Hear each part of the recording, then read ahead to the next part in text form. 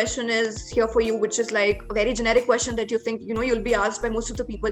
How do you think, post the upliftment of lockdown and now the pandemic is almost coming to an end, how do you think that the pandemic will affect the job markets now way forward? Yeah. So this is a question I get a lot, like you mentioned.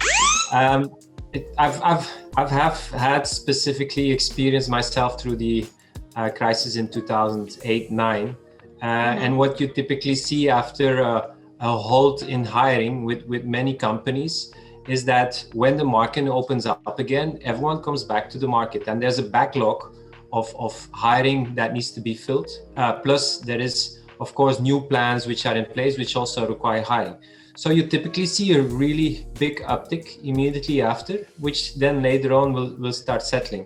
So if I would give some onto it, last year when the pandemic hit, we saw hiring falling back towards 40-50% of the overall hiring market in the beginning of the lockdown, and we gradually saw things coming back. Now we would be around 20% up from where we were before the pandemic, or just before.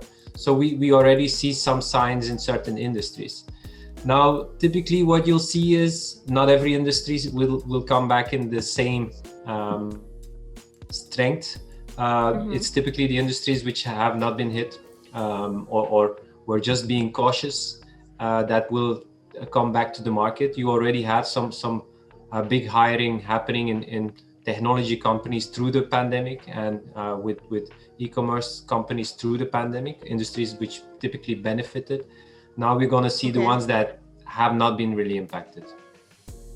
So how do you define the trend that's going to be coming, and that you think, your people or readers or the fraternity should, have a hang of that, this is the emerging trend that, you'll be seeing, considering the hiring or considering the job market?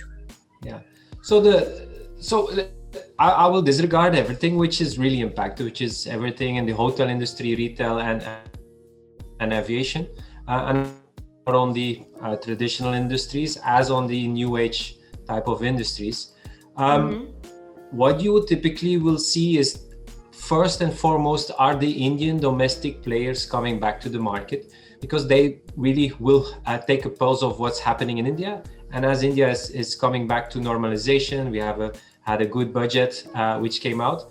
That confidence will come first with these companies, and we see hiring picking up the fastest over there. Okay. We'll see through the year, hopefully, is that when things sort out across the globe, also international companies will start increasing their hiring again, so that we also see things happening. But for people who are looking for a job today, domestic companies would probably be a little bit more active in the market, and it's something they could be looking at. Great. Do you have, you've done number of reports, we've read number of reports, in this year from Michael Page. Do you think any particular industry that's going to boom? We see a rise in gig economy, of course. Do you think that the IT dominated sectors, or let's say the FMCG sector, any particular sector you have in mind you think is going to pick up the hiring? Yeah, so technology is there to stay. It was already very strong last year, and we saw that for the results we had, and we foresee and we see already that this is continuing to grow.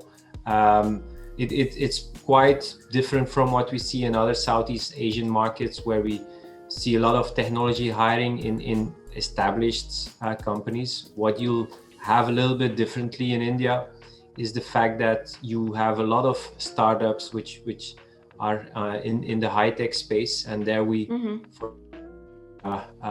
quite high on hiring, because it's a pretty niche space, and specifically in Bangalore, which we now see things are going a little bit out of hand with the number of roles coming our way, and the I would say the number of changes candidates are making in the market already today.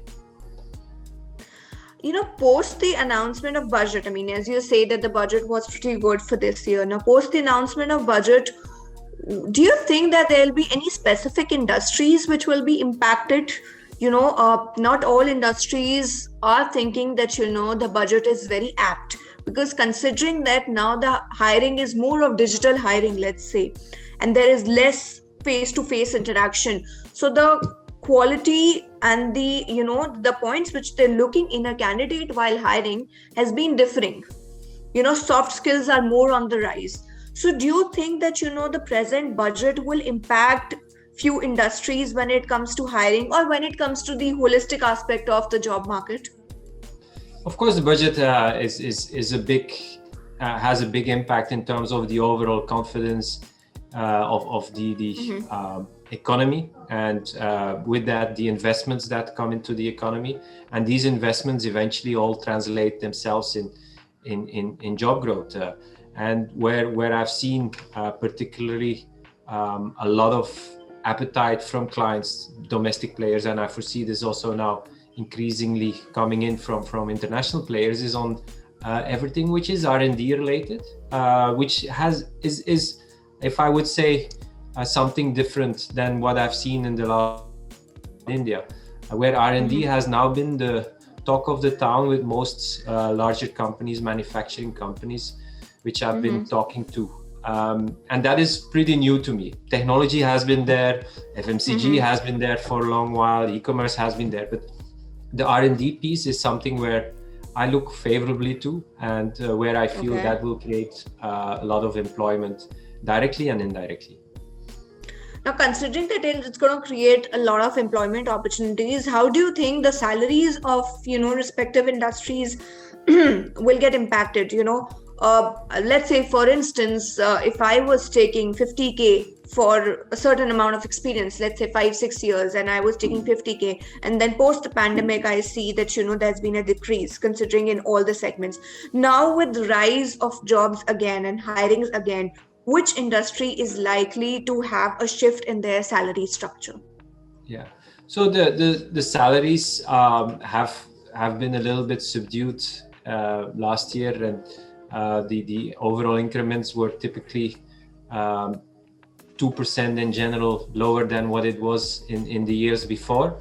Having said that, there was big divergence across industries, so it's very difficult to give a one-size-fits-all answer. I do believe with hiring coming up for very skilled, specialized talent, the war for talent is going to be really on, and this will be happening mainly within the technology industry, in the e-commerce industry, and typically they hire talent from the same industries, or they look at, for example, an industry like FMCG who has very good talent as well.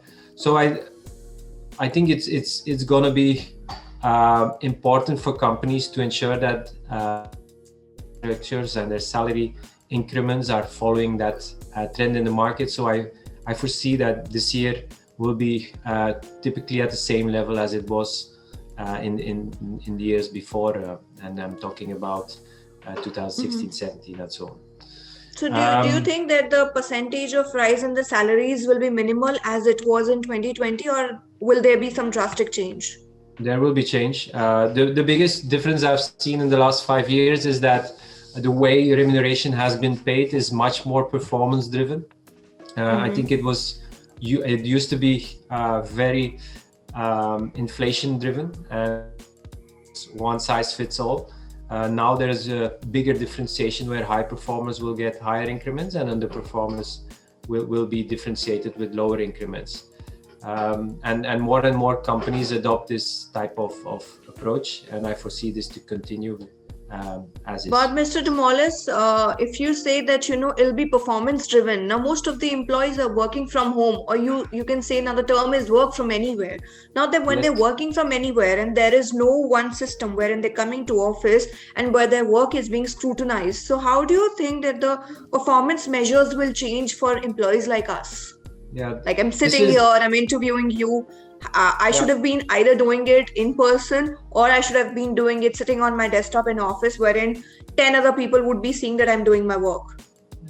So I think this is an important aspect which companies need to adjust upon, and it is about driving performance through the output you measure. I think typically companies have been more controlling the input, whether it's the input of the person spending in the office, or whether it's Mm-hmm. about doing certain tasks which are easy measurable, is going to be much more output driven, which will be requiring companies to give more accountability and responsibility and freedom for people to take their own choices, and also eventually implement certain things which will drive that eventual outcome. So accountability and output driven Mm-hmm. performance measures will be very important to ensure that you can engage your people, and also of course get the required outcomes eventually. And I think that's where a lot of change needs to happen. This is, I think, a little bit of a cultural change that will need to happen in the country, because Mm-hmm. typically India has been more on the input side of things, and driving more the input part. Okay. When we're talking about the hiring trends, now the hiring is happening from C-suite level executives to a very mid-level or a low level or a junior level, let's say, kind of employees. What do you think is now driving a new trend when it comes to hiring on the entry level, on the mid-level, or on the leadership level, which is a C-suite level? Yeah. I One thing, of course, which is pretty obvious, is that more and more hiring is happening online. Typically, we have been hiring all our people since March online. We've not met any person for an interview in person. So Mm-hmm. that's a big change, yeah, because this would have never happened before COVID. We see this also at very senior level now, which typically would require, in most cases, still that personal contact. Do see companies in certain industries being comfortable to do that for leadership roles as well. So I think that's a very big shift, and that will also translate itself in terms of where people are going to be based. The more flexibility more flexibility will be given for companies for employees to be based in other cities or regions, Mm-hmm. and perform their tasks out of there. It's still very industry specific. Some jobs will be able to do that easier than other ones. In certain industries, easier than in other ones. Okay. Now, talking about a shift, the work from home is now, termed as, work from anywhere, let's say. Yeah. And talking about the concept of digital onboarding, how do you think it's going to impact the hiring across industries? Because let's say I am hiring for a consultancy purpose. You said, research and development is a very booming sector wherein you see hirings in lot many different spaces. What are the aspects that you as an interviewee would expect of a candidate whom you are hiring digitally? You're not meeting the person face to face, you do not know the person's body language, but then how on such level will you carry on the hirings? Yeah. So I think hiring digitally gives you a more objective way of hiring. You get Okay. less influenced about certain personal traits which you would carry a lot of importance to in a personal interview, and which sometimes make you making the wrong decisions. So if you are really, and I've been doing, yeah, I would say through this period, probably over 100, 150 interviews myself, although I'm not really 100% involved doing recruitment myself all the time, but I still did 100. I've seen that my expertise now in evaluating candidates on the exact traits that I'm looking for in a Mm-hmm. candidate is much more objective. So it is just about getting used to the tool and having a right and robust way of selecting candidates in terms of their attributes and the attributes required for the role. Okay. So, I mean, you think that, while hiring somebody or digitally onboarding, body language isn't something that you would put into consideration now? Um, Less, yeah, because you can't really assess all the aspects, yeah, of the physical presence, yeah, the Mm-hmm. height, way the people dress, what shoes they wear. So yeah, so these things I cannot put any importance on, but these are things which are probably sometimes easier to change. Inherent personality traits are the ones which are much more difficult to change. So we will actually start focusing on the things which are more important, and which eventually will determine and the role. All right, Mr. Dumoluin. And one last question that I would want my readers to know is how much of upskilling is important for an employee now when they're being hired and they have to don the hats of multiple roles because hirings weren't taking place as usual in the past year also. So Yeah. upskilling was a concept, training was a concept. Now digitally, onboarding candidates is something which people are getting adapted to. How interesting can companies make their training models so that upskilling is also easier for them? I think upskilling is something which is in nature. Companies can, of course, provide the right tools and the right information for people to upskill, but it's still a very personal driven choice to upskill yourself. Because every situation is different, and I have a personal experience that I was encountering certain bottlenecks in my role, and what I've done is I took the freedom to start looking myself on what I could do. We had a platform available for us where a lot of content was available, and I started looking for that particular content, how I could solve that particular problem. So upskilling for me is, okay, there's a specific problem which you need to overcome in your current role or maybe in your personal life. And then on the other hand, there's the content available to me through my company, which I can use to leverage that then and actually practice and put it in place. So this is the way I would see a company really adding value is, do you have relevant content available for your employees and where they can actually go and search to improve their skill sets. One thing which needs to probably done by companies within that, because often employees don't know where to look or they forget about it, is someone who can tie everything together and listen to the employee, guide them to where they can go and try to work with them to get to the right skill sets, what they require for their roles.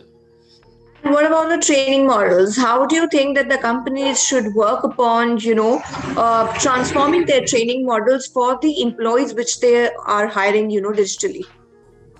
So everything in training today needs to be a blended approach, in my view. So there's on one end the content which you'll get through classroom training or whatever training, and then there's on the job in terms of really using the particular data and information you got and implement it. Yeah, so that by using the digital tools available to you, whether that is some online training platform you got or platform with some of the players in the market, and having the combination of these three is important to create something which is engaging enough and where people really can get something out that they can implement and use on the floor. So yeah, so it's not an easy one though, because I've seen doing online training purely online, working from home, is difficult from an engagement perspective. So you need to be a little bit creative. You need to have shorter sessions than you used to have. So there's a lot of different things you need to try to do.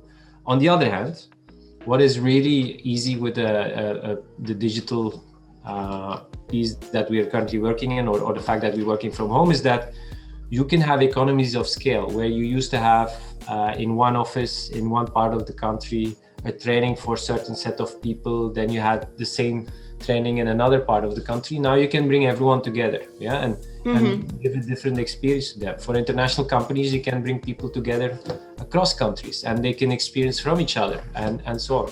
So it is for companies to look of, okay, how can I use this in a way that I can enhance the experience for everyone?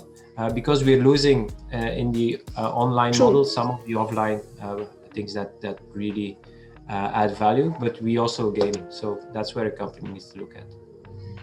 Thank you so much, Mr. Dumoluin. I would want you to give a last word to your viewers as to, any tips that you would want to give to the prospective employees or to the employers or to the leadership level, for the trends going ahead. Yeah. So I think the most important piece, this is something which I always tell to anyone who's looking to start their career or isn't somewhere in their career, is you always need to look for a company which is growing, in my view, because growth or your growth, personal growth, will always depend on the platform where you arrive. It's like swimming with the tide or swimming against the tide. If you go into a degrowing industry or a degrowing company, you will be swimming against the tide. If you want to grow, you go with a growing company, you will swim with the tide. And that's there doesn't necessarily specific industry or whatsoever, but just look at that a little bit more personally. I've experienced myself when I joined a company in the tobacco industry, and the industry was degrowing. And I could see that my growth prospects would be much lesser. And then I joined a company like Michael Page, which was growing and is still growing, and where I've been able to fulfill all my aspirations through my life. And that will be my biggest learning through my career. All right, Mr. Dumoluin, thank you so much for giving us time, and thank you so much for, giving us time to speak with the Business World team and the viewers who are watching you.